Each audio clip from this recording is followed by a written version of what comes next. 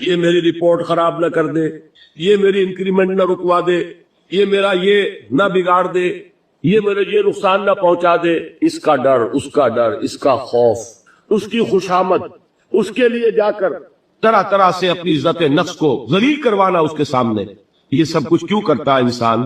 جب سمجھتا ہے کہ اس کے ہاتھ میں میرا کوئی نفع ہے، اس کے ہاتھ میں میرے لیے کوئی ضرر ہے، یہ مجھے کوئی گزن پہنچا سکتا ہے، یہ مجھے کوئی نقصان پہنچا سکتا ہے، یہ میرا کوئی کام بنا سکتا ہے، یہ میری کوئی ضرورت پوری کر سکتا ہے، اسی کا نام شرک ہے. جہاں آپ نے یہ سمجھا کہ غیر اللہ کے اندر کوئی طاقت موجود ہے، وہی شرک ہے. بتوں سے تجھ کو امید ہے، خدا سے نومیدی، مجھے بتا تو صحیح اور کافری کیا ہے؟ شرک تو یہ ہے. جس پر بھی تمہیں یہ خیال ہے، کلمہ ہے یہ کلمہ سوم، لا حول ولا قوت الا باللہ. ذرا اس پر دل کو کبھی اگر آپ تصور کریں، پھر فرض کریں، دل ٹھک جائے، اس پر کوئی طاقت نہیں. یہی بات تھی جو شیخ عبد القادر جیلانی رحمت اللہ علیہ نے اپنی وصیت میں اپنے بچے سے کہی. 11ویں دینے والے ہیں، لیکن حضرت شیخ عبد القادر جیلانی کی وصیت اور تعلیمات کو کتنے لوگ ہیں جو جانتے ہو؟ یہ جن مقامات تک پہنچے ہیں وہ کس چیز کی بدولت پہنچے ہیں؟ انہوں نے جو پیغام دیا وہ کیا تھا؟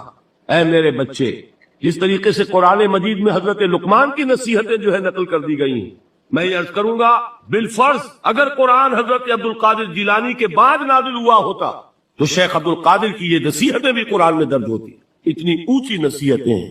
اے میرے بچے، اس حقیقت کو ذہن نشین کر لے، لا فاعل فی الحقیقت ولا مؤثر الا اللہ. اس کائنات میں نہ کوئی فاعل حقیقی ہے نہ مؤثر حقیقی ہے سوائے اللہ. کسی شے میں کوئی تاثیر نہیں اگر اللہ نہ چاہے. آگ جلا نہیں سکتی اگر اللہ نہ چاہے، پانی ڈبو نہیں سکتا اگر اللہ نہ چاہے، زہر ہلاک نہیں کر سکتا اگر اللہ نہ چاہے، کوئی چیز فائدہ نہیں پہنچا سکتی اگر اللہ نہ چاہے. تو در در پہ کیوں سر جھکاتے ہو؟ در در پر کیوں جبیں سائی کرتے ہو؟ سب کے سامنے کیوں ہاتھ پھیلاتے ہو؟ ایک اللہ سے مانگو، ایک اللہ کے سامنے جبین زمین پر اپنی جبین رکھو. لا فاعل فی الحقیقت ولا مؤثر الا اللہ. نظر آتا ہے ہمیں کہ پانی پیاس بجھا دیتا ہے، پیاس بجھانے کی صلاحیت پانی میں نہیں ہے، اللہ کے اذن سے. کھانا بھوک مٹا دیتا ہے، بھوک مٹانے کی صلاحیت کھانے میں نہیں ہے، اذن رب میں. دیکھیے یہی یقین تھا. حضرت موسیٰ علیہ السلام کا واقعہ یاد کیجئے. سامنے سمندر آ گیا ہے، قوم دیکھتی ہے پیچھے کہ گرد و غبار کا طوفان. معلوم ہوا کہ فرعون اپنے لشکر سمیت آ گیا ہے. لشکر جب چلتا تھا تیز رفتاری کے ساتھ تو گرد و غبار کا جو طوفان اٹھتا تھا اس کا تصور کی، اور لمحہ بلمحہ وہ قریب آ رہا ہے. پوری قوم نے کیا کہا؟ اے موسیٰ انا لمدرکون، اے موسیٰ ہم کو پکڑے گئے. قرآن مجید نے تو یہاں وہ باتیں نہیں لکھی ہیں، لیکن تورات میں یہ درج ہے کہ بنی اسرائیل جھگڑنے لگے، دست و گریبان ہو گئے موسیٰ کے ساتھ. موسیٰ نے یہاں مروایا لا کر، اس سے تو ہم وہیں بہتر تھے. وہاں کھانے کو ملتا تھا، زندگی تو تھی، بیگار ہم کر رہے تھے، موت تو نہیں تھی. اب جو کچھ ہوگا اس کا تصور کرو، جس طریقے سے ہمارے ٹکڑے اڑائے جائیں گے. تو لڑ رہے ہیں حضرت موسیٰ علیہ السلام سے. یہ تورات کی تفصیل ہے. قرآن میں صرف اتنا آیا ہے، پریشان ہو کر انہوں نے کہا انا لمدرکون، موسیٰ ہم کو پکڑے گئے. اس وقت موسیٰ کا جواب کیا ہے؟ کلا ان معی ربی سیہدین. نہیں، میرے ساتھ میرا رب ہے، وہ راستہ دے گا. بتائیے کہاں راستہ نظر آ رہا؟ یہ ہے ایمان بالغیب. راستہ نظر نہ آئے تب اللہ پر یقین ایمان ہے. جیب میں پیسے ہو تب دل کو اطمینان ہے. تو ایمان کس پر ہوا؟ پیسے پر، اللہ پر نہیں. جب وسائل و ذرائع نہ ہو اور پھر یقین ہو کہ اللہ مسبب الاسباب ہے، وہ اسباب کا پابند نہیں ہے، وہ اسباب کا محتاج نہیں ہے، اسباب اس کے محتاج ہے. اگر یہ یقین ہے تو اللہ پر ایمان ہے. یہ نہیں ہے تو تمہارا ایمان اسباب پر ہے، وسائل پر ہے، ذرائع پر ہے، مادیات پر ہے، اللہ پر نہیں. اس وقت کہاں راستہ تھا؟ تو راستہ تھا سمندر ہے اور ادھر سے لشکر آ گیا ہے. کلا ان معی ربی سیہدین. اب دیکھیے ایمان کہہ دینا آسان ہے، ہوا معکم اینما کنتم، جہاں کہیں بھی تم ہوتے ہو اللہ تمہارے ساتھ ہوتا ہے. لیکن اس کا یقین قائم ہو جائے تو زمین و آسمان کا فرق واقع ہو جائے. الف لام میم یہ حروف مقطعات ہیں جن کے بارے میں اجمالی گفتگو سورہ بقرہ کے آغاز میں ہم کر چکے ہیں. اللہ لا الہ الا هو الحی القیوم، یہ الفاظ آیت الکرسی کے آغاز میں سورہ بقرہ میں آ چکے. ایک بات نوٹ کر لیجئے کہ ایک حدیث میں آتا ہے کہ اللہ کا ایک اسم اعظم ہے کہ جس کے حوالے سے اگر کوئی چیز اللہ سے مانگی جائے تو وہ ضرور دیتا ہے، لیکن اس کو حضور نے بتایا نہیں کہ وہ اسم اعظم کون سا ہے، کچھ اشارے کیے، جیسے رمضان میں ایک شب ہے لیلۃ القدر جو 1000 مہینوں سے افضل ہے، تعین کے ساتھ نہیں بتایا وہ کون سی، تاکہ تلاش کرو، زیادہ ذوق و شوق کا معاملہ ہو، لیکن جو اشارات آپ نے کیے ہیں اس سے اندازہ ہوتا ہے، کیونکہ یہ فرمایا گیا کہ یہ 3 صورتوں میں ہے، سورہ بقرہ میں، سورہ آل عمران میں اور سورہ طٰہٰ میں، وہ الفاظ الحی القیوم جو مشترک ہیں، سورہ بقرہ میں آیت الکرسی میں آئے ہیں، آل عمران بھی یہاں دوسری آیت میں موجود ہے، اور سورہ طٰہٰ کے بھی شروع کے اندر موجود ہے۔ نزل علیہ، میں نے جو آپ کو بڑے بڑے حکمت کے موتی اور بڑے بڑے پھول آپ کو گنوائے ہیں، آیت الآیات، آیت البر، آیت الاختلاف، اور اب یہ ہے آیت الکرس، توحید کے عظیم ترین خزانوں میں سے، یہ سیدۃ آیات القرآن، حضور نے فرمایا یہ تمام آیات قرآنی کی سردار ہے۔ جس طریقے سے آیت بر اور سورۃ العصر میں ایک نسبت ہے کہ ہدایت اور نجات کی شرائط ساری کی ساری ایک چھوٹی سی صورت میں اللہ نے جمع کر دی، والعصر ان الانسان لفی خسر الا الذین آمنوا وعملوا الصالحات وتواصوا بالحق وتواصوا بالصبر، لیکن اس کی تفسیر ایک آیت میں آئی، وہ آیت البر ہے۔ چنانچہ جو منتخب نصاب ہم نے مرتب کیا ہے دعوت قرآن کے لیے، میں پہلا درس سورۃ العصر کا ہے اور دوسرا درس آیت البر کا ہے۔ جو نسبت سورۃ العصر میں ہے کہ وہ سورت ہے، یہ آیت ہے، لیکن اس آیت میں کئی صورتیں نکل سکتی ہیں حجم کے اعتبار سے سورۃ العصر کے برابر۔ یہی نسبت ہے سورہ اخلاص میں، 4 آیتیں، توحید کا عظیم ترین خزانہ، اور یہ آیت الکرسی، یہ آیت ہے سورہ اخلاص، اس میں 4 بن جائیں گی حجم کے اعتبار سے، لیکن اسے حضور نے سورۃ سے قرآن قرار دیا ہے۔ توحید کے موضوع پر جامع ترین سورۃ الاخلاص، لیکن توحید اور خاص طور پر توحید فی الصفات کے موضوع پر عظیم ترین آیت یہ آیت الکرسی۔ اللہ لا الہ الا ہو، اللہ وہ معبود برحق ہے جس کے سوا کوئی الہ، بڑا کیٹیگوری، الحی القیوم، وہ زندہ ہے از خود اور با خود، اس کی زندگی مستعار نہیں ہے۔ وہ جو کہا ہے کہ مانگ کے لائے تھے 4 دن، 2 آرزو میں کٹ گئے، 2 انتظار میں، عمر دراز مانگ کے لائے تھے، اللہ کی زندگی ہے، اس کی از خود زندگی کسی کی دی ہوئی نہیں، اور اس زندگی میں کوئی ضعف نہیں، کوئی کمزوری نہیں، کوئی احتیاج نہیں، آگے آ جائے گا، نہ اسے نیند آتی ہے نہ اونگ آتی۔ قیوم، صرف اپنی جگہ وہ زندہ جاوید ہستی ہے، اور باقی ہر شے کا وجود اس کے حکم سے قائم ہے، کوئی شے قائم نہیں ہے بغیر اس کے اذن کے۔ تو گویا کہ الحد، احد اور الصمد، اللہ اپنی جگہ احد لیکن باقی پوری کائنات کے لیے صمد ہے، جو سورہ اخلاص میں 2 الفاظ آئے ہیں، قل هو اللہ احد اللہ الصمد، اللہ حی ہے اور قیوم، لا تاخذہ سنۃ ولا نوم، اس پر غالب نہیں ہو سکتی نہ نیند نہ اونگ، لہ ما فی السماوات و ما فی الارض، آسمان اور زمین میں جو کچھ ہے اسی کا ہے، ملکیت تامہ، ملکیت حقیقی اس کی۔ من ذا الذی یشفع عندہ الا باذنہ، کون ہے وہ جو شفاعت کر سکے اس کے پاس مگر اس کی اجازت سے۔ اب یہ مقام آیا ہے سورہ بقرہ میں پہلی مرتبہ، 3 مرتبہ کیٹیگوریکل ڈینائل کے بعد، کوئی شفاعت نہیں، کوئی شفاعت نہیں، کوئی شفاعت نہیں۔ یہاں بھی جو انداز ہے بہت ہی جلالی انداز ہے، من ذا الذی، کس کی حیثیت ہے، کس کا یہ مقام ہے، کس کو یہ لوڑ حاصل ہے کہ وہ اپنے اختیار کے بل پر، تو اپنی حیثیت کی بنیاد پر شفاعت کر سکے؟ ہاں، جس کے لیے اللہ اجازت، استثناء کے ساتھ شفاعت کا یہاں پر پہلی مرتبہ آیا۔ ورنہ سورہ بقرہ کے 6 رکوع کی دوسری آیت، وَاتَّقُوا اللَّهَ وَلَا تَجْزِي نَفْسٌ عَن نَفْسٍ شَيْئًا وَلَا يُقْبَلُ مِنْهَا شَفَاعَةٌ وَلَا يُؤْخَذُ مِنْهَا عَدْلٌ وَلَا هُمْ يُنصَرُونَ۔ 15 رکوع کی دوسری آیت، وَاتَّقُوا يَوْمًا لَا تَجْزِي نَفْسٌ عَن نَفْسٍ شَيْئًا وَلَا يُقْبَلُ مِنْهَا عَدْلٌ وَلَا تَنفَعُهَا شَفَاعَةٌ وَلَا هُمْ يُنصَرُونَ۔ اور اب اس سے پہلے کی آیت میں آ چکا ہے وَلَا شَفَاعَةٌ، کوئی شفاعت مفید نہیں ہوگی، لیکن یہ اس میں ایک استثناء ہے۔ اب یہ ذرا باریک مسئلہ ہے کہ شفاعت حقہ کیا ہے، شفاعت باطلہ کیا ہے، تو دورہ ترجمہ قرآن میں اتنی تفاصیل کے ساتھ بحث نہیں کی جا سکتی، وہ ایک علیحدہ موضوع ہے۔ حال ہی میں نے اس پر اپنے درس ریکارڈ کرا دیے۔ یعلم ما بین ایدیہم وما خلفہم، وہ جانتا ہے جو کچھ ان کے سامنے اور جس کو پیچھے ہے۔ عام طور پر دنیا میں ہم سفارش کرتے ہیں تو کہتے ہیں کہ بھئی میں جانتا ہوں شخص کو بہتر، اصل میں جیسا کچھ یہ نظر آتا ہے ویسا نہیں ہے، یا جیسا کچھ فیکٹس آن دی فائل آ گئے ہیں وہ بڑے ہی ڈیسیونگ ہے، اصل حقائق کچھ اور ہے اس کیس کے، وہ میں آپ کو بتاتا ہوں۔ یہ بات اللہ کے سامنے کون کہہ سکتا ہے؟ جبکہ اللہ تو جانتا ہے جو کچھ ان کے سامنے، جو کچھ ان کے پیچھے ہے، اور ان کا حال یہ وَلَا يُحِيطُونَ بِشَيْءٍ مِّنْ عِلْمِهِ إِلَّا بِمَا شَاءَ، اور وہ احاطہ کر بھی نہیں سکتے اللہ کے علم سے کسی شے کا سوائے اس کے جو اللہ چاہے۔ باقی ہر ایک کے پاس علم جو ہے اللہ کا عطائی علم ہے، دیا ہوا علم ہے، محدود علم ہے، بڑے سے بڑا رسول ہو، بڑے سے بڑا ولی ہو، بڑے سے بڑا فرشتہ ہو۔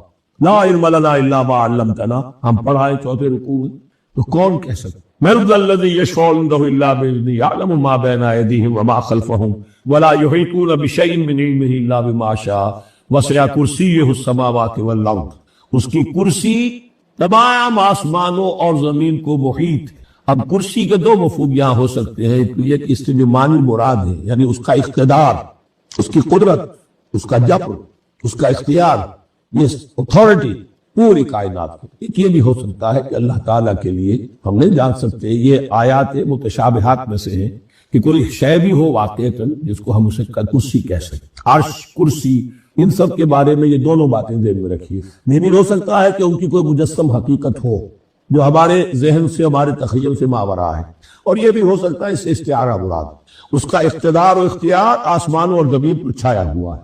اس وقت یہ ہے کہ اصل نماز یہی ہے، یہ سورہ فاتحہ۔ چنانچہ میں آپ کو حدیث سنا رہا ہوں جو صحیح بخاری میں بھی ہے، صحیح مسلم میں بھی ہے، جامع ترمذی میں بھی ہے، سنن ابی داؤد میں بھی ہے، سنن نسائی میں بھی ہے، اور بہت سی کتابوں میں موجود۔ اور یہ عن عبادہ بن صامت رضی اللہ تعالی عنہ، حضرت عبادہ بن صامت سے مرفوعا کہ حضور نے فرمایا لا صلاۃ لمن لم یقرأ بفاتحۃ الکتاب، اس شخص کی کوئی نماز نہیں ہے جس نے کہ سورہ فاتحہ کی تلاوت نہیں کی۔ اب اس سے ہمارے ہاں ایک بڑا اختلاف پیدا ہوا، وہ نوٹ کر لیجیے۔ ایک رائے یہ ہے آپ اگر علیحدہ نماز پڑھ رہے ہیں تو ظاہر بات ہے کہ آپ کو ہر رکعت میں خود پڑھنی ہی پڑھنی ہے سورہ فاتحہ۔ جب باجماعت پڑھ رہے ہیں اب کیا شکل ہے؟ امام پڑھ رہا ہے سورہ فاتحہ تو کیا مقتدی کو بھی پڑھنی چاہیے؟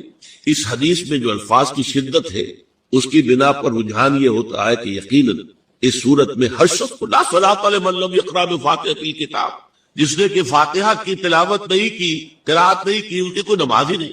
تو یہ موقف ہے امام شافعی کا، یہی مسلک ہے ہمارے اہل حدیث بھائیوں کا کہ آپ چاہے اکیلے نماز پڑھ رہے ہو، چاہے امام کے پیچھے پڑھ رہے ہو، اور چاہے امام جو ہے وہ جہری رکعت پڑھا رہا ہے اور چاہے سری رکعت پڑھا رہا ہے۔ خاموشی والی رکعت سورہ آپ کو معلوم ہے کہ نماز جو زور اور عصر کی ہے تو چاروں رکعتیں جو ہے وہ سری ہے، مغرب کے اندر آ کر دو جہری ہیں ایک سری ہے، عشاء میں آ کر دو جہری ہیں دو سری ہیں، سورہ اور نماز فجر کے اندر دونوں جو ہیں وہ جہری ہیں۔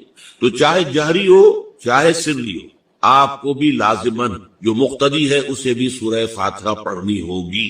اب اس کے لیے انہوں نے یہ طریقہ جو ہے تلقین کیا ہے کہ امام تیزی سے نہ پڑھے، رک رک کر پڑھے الحمدللہ رب العالمین، اس کے بعد اتنا وقفہ دے دے کہ جو مقتدی ہے وہ بھی کہہ لے اپنے دل میں یا پڑھ لے الحمدللہ رب العالمین الرحمن الرحیم۔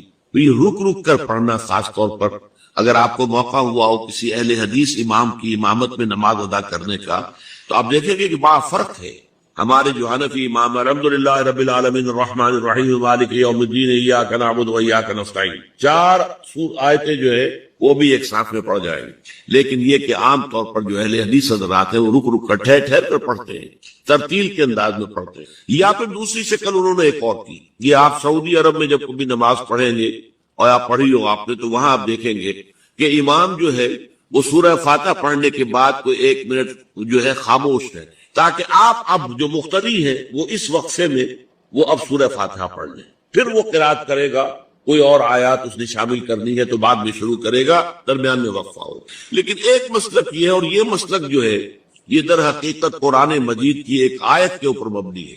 سورہ اعراف کے آخر میں فرمایا گیا وَإِذَا قُرِئَ الْقُرْآنُ فَاسْتَمِعُوا لَهُ وَأَنصِتُوا، جب قرآن پڑھا جا رہا ہو تو توجہ سے اسے سنو، خود خاموش رہو۔ اب یہ قرآن مجید کی آیت ہے، اس کی بنا پر ایک رائے یہ ہے کہ آپ امام کے پیچھے سورہ فاتحہ نہیں پڑھیں، پڑھا جا رہا ہے سنو اس کو، خود خاموش رہو۔ اور اس کے لیے وہ دلیل دیتے ہیں کہ یہ شکل ایک وفد کی سی ہے، جیسے کسی بڑی شخصیت کے پاس اگر آپ کا کوئی وفد جاتا ہے، 8-10 افراد ہیں، ان میں اسپوکس مین ایک ہوتا ہے، وہ بات کرتا ہے، باقی سب لوگ موجود رہتے ہیں، سنتے ہیں۔ اسی طریقے سے امام جو ہے وہ گویا کہ آپ کا نمائندہ ہے، اور وہ پڑھ رہا ہے الحمدللہ رب العالمین الرحمن الرحیم مالک یوم الدین، تو امام کی قرات ہی آپ کی بھی قرات ہو، گویا کہ اس آیت سے، اس حدیث سے اختلاف نہیں ہے، اس کی تعبیر سے اختلاف ہے کہ امام کا قرات کر لینا در حقیقت مقتدیوں کی طرف سے بھی قرات۔ اس میں جو حنفی مسلک ہے وہ بہت سخت ہے، اور وہ یہ ہے کہ چاہے سری نماز ہو اور چاہے جہری ہو، ہر کسی بھی حالت میں مقتدی جو ہے وہ سورہ فاتحہ نہیں پڑھے۔ اب اس میں ذرا سا سوال پیدا ہوتا ہے کہ جہری رکعت میں تو اس آیت کا اطلاق ہو جائے گا کہ وَإِذَا قُرِئَ الْقُرْآنُ فَاسْتَمِعُوا لَهُ وَأَنصِتُوا، سری میں تو اس آیت کا اطلاق نہیں ہوتا۔ بہرحال یہ مسلک ہے امام شافعی کا، ایک انتہا پر ہے، ہر صورت میں سری ہو یا جہری ہو آپ کو پڑھنی ہی پڑھنی ہے، اور امام ابو حنیفہ دوسری انتہا پر ہے کہ چاہے سری ہو چاہے جاری ہو کسی شکل میں نہیں پڑھا۔ امام مالک کا مسلک ہے درمیان میں، اور میں اس میں کوئی جھجک محسوس نہیں کرتا کہ میں آپ کے سامنے عرض کر دوں کہ میں اس پر عمل پیرا ہوں۔ وہ کیا ہے؟ جہری نماز میں خاموش رہو اور سنو، اس آیت کا اطلاق ہو جائے گا جب بلند آواز سے پڑھ رہا ہے امام تو پوری توجہ، فاستمعوا لہ، اپنی پوری توجہ کو اس کے سننے کے اوپر مرکوز کر دو اور خود خاموش۔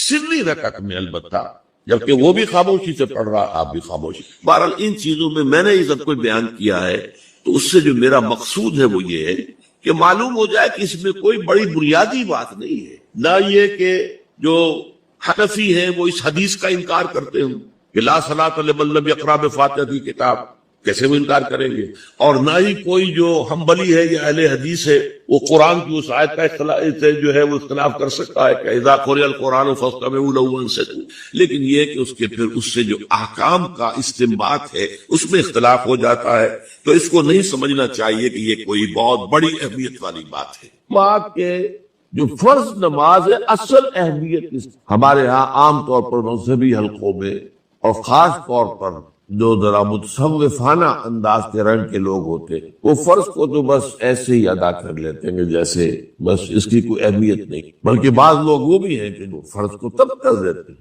نوافل پر سارا زور، صرف رات کی نماز پر زور دیا جا رہا ہے، فرض نمازوں یہ ہم نے دیکھے ہیں ایسے لوگ بالفعل دیکھے۔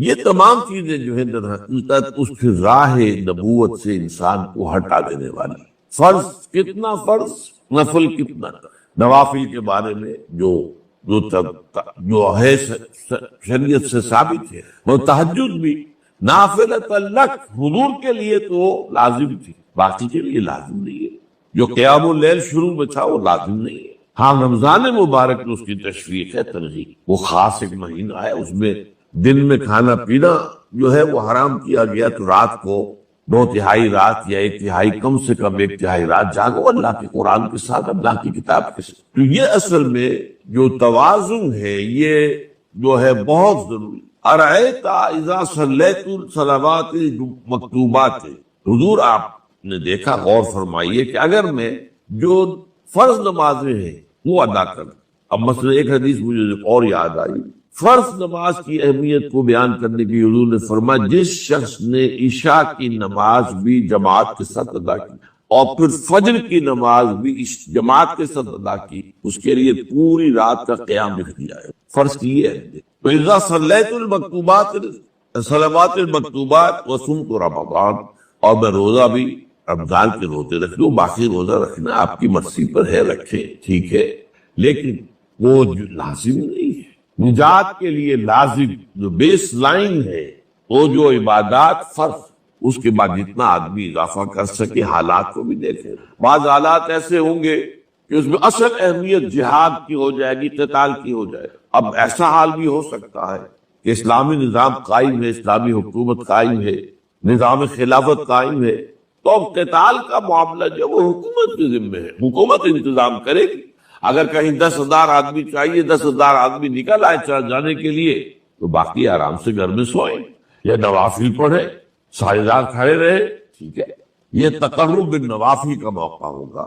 لیکن اگر اللہ کا دین جو ہے وہ مغلوب ہے، پامال ہے، اسے پاؤں تلے رودا جا رہا ہے، شریعت کی دھجیاں بکھیری جا رہی ہیں، عوامر کا استہزاء ہو رہا ہے، اور جو منکرات ہیں ان کی تبلیغ ہو رہی ہے، اس وقت آدمی نوافل میں لگا رہے، وہاں تو فرض ہو جائے گا، امر بالمعروف نہی عن المنکر، جہاد اس کی جو بھی تقاضے ہو اس وقت سارے تقاضے اس کو بیان کرنے کا موقع نہیں، اس اصل شے کو، اس فرض کو ترک کر کے نوافل میں لگیں گے، یہ نوافل منہ پر دے مارے جائے۔ اس کو بہت زیادہ نمایاں کرنے کے لیے میں مثال دیتا ہوں، ذرا سوچئے، جب دامن احد میں معرکہ جاری تھا اور صحابہ کی جان پر بنی ہوئی تھی، خود حضور کی جان پر بنی ہوئی تھی، آپ کو معلوم ہے آپ زخمی ہوئے ہیں اور اتنا خون آپ کا بہہ گیا ہے کہ آپ بے ہوش ہو گئے اور خبر ہو گئی کہ آپ کا تو انتقال ہو گیا، شہید ہو گئے۔ اس وقت اگر کوئی شخص مسجد نبی میں بیٹھا ہوا درود کی تسبیح پڑھ رہا ہو یا کوئی اور نوافل ادا کر رہا ہو یا قرآن پڑھ رہا ہو تو اس کے بارے میں کیا حکم کہو؟ پکا منافق، حالانکہ کام تو وہ اچھے کر رہا۔ درود کی کتنی فضیلت آئی ہے اور نوافل ہے یا قرآن کا پڑھنے کا ایک ایک حرف کا 10 نیکیوں کا ثواب ہے۔ اس وقت یہ ہے کہ اصل نماز یہی ہے، یہ سورہ فاتحہ۔ چنانچہ میں آپ کو حدیث سنا رہا ہوں جو صحیح بخاری میں بھی ہے، صحیح مسلم میں بھی ہے، جامع ترمذی میں بھی ہے، سنن ابی داؤد میں بھی ہے، سنن نسائی میں بھی ہے اور بہت سی کتابوں میں موجود ہے۔ اور یہ عن عبادہ بن صامت رضی اللہ تعالی عنہ، حضرت عبادہ بن صامت سے ہے مرفوعا کہ حضور نے فرمایا لا صلاۃ لمن لم یقرأ بفاتحۃ الکتاب، اس شخص کی کوئی نماز نہیں ہے جس نے کہ سورہ فاتحہ کی تلاوت نہیں کی۔ اب اس سے ہمارے ہاں ایک بڑا اختلاف پیدا ہوا، وہ نوٹ کر لیجیے۔ ایک رائے یہ ہے آپ اگر علیحدہ نماز پڑھ رہے ہیں تو ظاہر بات ہے کہ آپ کو ہر رکعت میں خود پڑھنی ہی پڑھنی ہے سورہ فاتحہ۔ جب باجماعت پڑھ رہے ہیں اب کیا شکل، امام پڑھ رہا ہے سورہ فاتحہ تو کیا مقتدی کو بھی پڑھنی چاہیے؟ اس حدیث میں جو الفاظ کی شدت ہے اس کی بنا پر رجحان یہ ہوتا ہے کہ یقیناً اس صورت میں ہر شخص کو لا صلاۃ لمن لم یقرأ بفاتحۃ الکتاب، جس نے کہ فاتحہ کی تلاوت نہیں کی، قرات نہیں کی، ان کی کوئی نماز ہی نہیں۔ تو یہ موقف ہے امام شافعی کا، یہی مسلک ہے ہمارے اہل حدیث بھائیوں کا کہ آپ چاہے اکیلے نماز پڑھ رہے ہو، چاہے امام کے پیچھے پڑھ رہے ہو، اور چاہے امام جو ہے وہ جہری رکعت پڑھا رہا ہے اور چاہے سری رکعت پڑھا رہا ہے۔ خاموشی والی رکعت سورہ آپ کو معلوم ہے کہ نماز جو ظہر اور عصر کی ہے تو چاروں رکعتیں جو ہے وہ سری ہے، مغرب کے اندر آ کر 2 جہری ہیں 1 سری ہے، عشاء میں آ کر 2 جہری ہیں 2 سری ہیں، سورہ اور نماز فجر کے اندر دونوں جو ہیں وہ جہری ہیں۔ تو چاہے جہری ہو چاہے سری، آپ کو بھی لازماً جو مقتدی ہے اسے بھی سورہ فاتحہ پڑھنی ہوگی۔ اب اس کے لیے انہوں نے یہ طریقہ جو ہے تلقین کیا ہے کہ امام تیزی سے نہ پڑھے، رک رک کر پڑھے، الحمدللہ رب العالمین، اس کے بعد اتنا وقفہ دے دے کہ جو مقتدی ہے وہ بھی کہہ لے اپنے دل میں یا اب پڑھ لے الحمدللہ رب العالمین الرحمن الرحیم۔ تو یہ رک رک کر پڑھنا، خاص طور پر اگر آپ کو موقع ہوا ہو کسی اہل حدیث امام کی امامت میں نماز ادا کرنے کا تو آپ دیکھیں گے کہ بڑا فرق ہے۔ ہمارے جو حنفی امام الحمدللہ رب العالمین الرحمن الرحیم مالک یوم الدین ایاک نعبد و ایاک نستعین،